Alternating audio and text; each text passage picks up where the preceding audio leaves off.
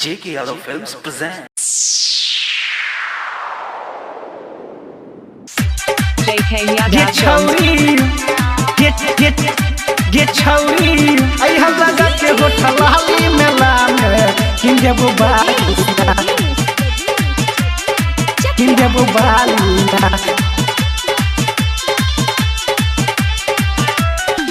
मेला में मिली है ना के गोरे की मेला में यही है ना हे मेला में मिली है ना सबर की मेला में यही है ना गे छौरी अइहा लगा के होठल लाली मेला में किन देबो बालिना गे छौरी अइहा लगा के होठल लाली मेला में किन देबो बालिना मेला में अइहा ना के गोरे की मेला में यही है ना मेला में अइहा ना गे सबर की मेला में मिली है ना गे छौरी अइहा लगा के होठल लाली मेला में किन देबो बालिना गे छौरी अइहा लगा के होठल लाली मेला में किन देबो बालिना J.K. Yadav Films. Super DJ Rajesh Chakia.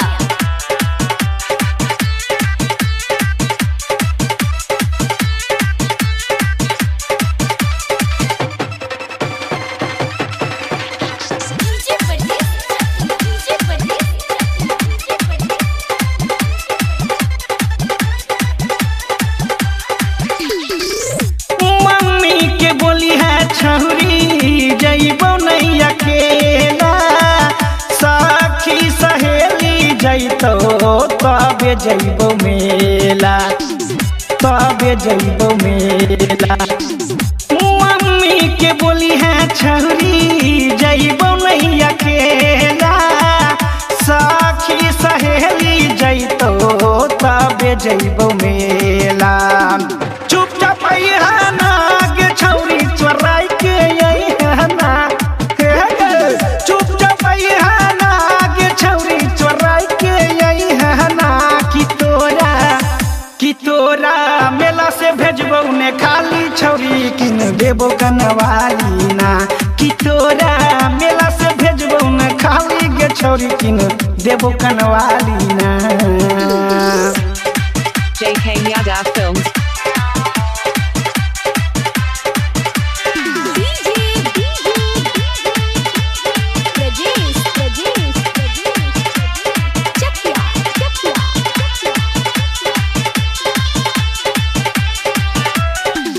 झुमका बिंदिया चाप चूड़ी किन देबो तोरा गे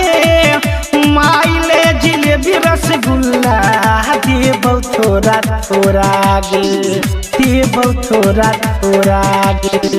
झुमका बिंदिया चाप चूड़ी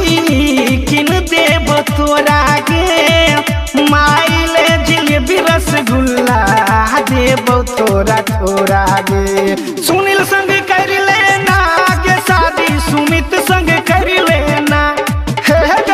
सुनील संग कर लेना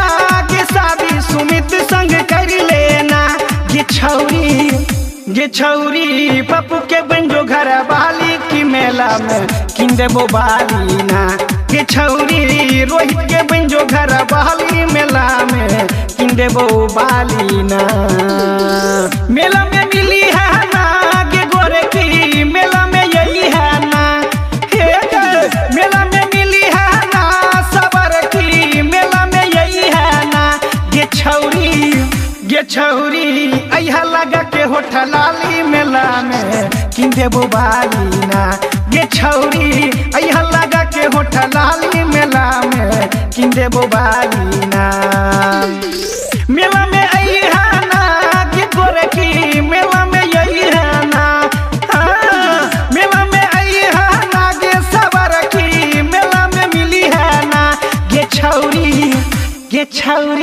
अइहा लगा के होठल लाली मेला में किन देबो बालिना गे छौरी अइहा लगा के होठल लाली मेला में किन देबो बालिना Recording Studio. J.K. Yadav Films.